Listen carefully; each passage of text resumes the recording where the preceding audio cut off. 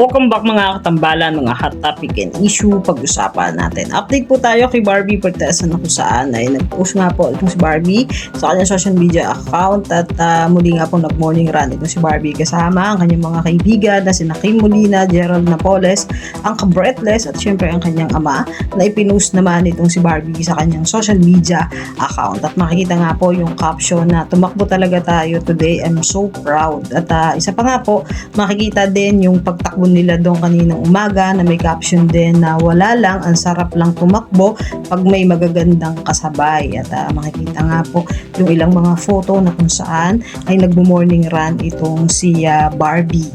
At bukod nga po doon ay kumain naman itong si Barbie matapos yung ginawa nilang pagmo-morning run.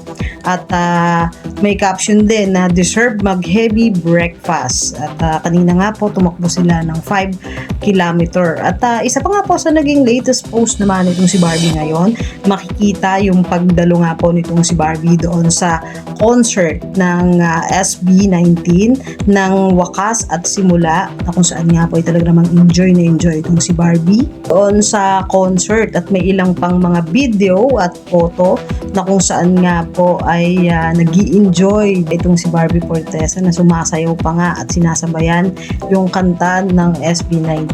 At makikita rin yung ilang pang mga photo at ganap nga po sa pagpunta nitong si Barbie doon sa concert kagabi. Yan po yung mga update natin ngayon kay Barbie. Kayo mga katambalan, ano masasabi niyo? Mag-comment lang sa comment section at pag-usapan natin. Yan ang mga hot topic and issue dito lamang sa Tambalang JK.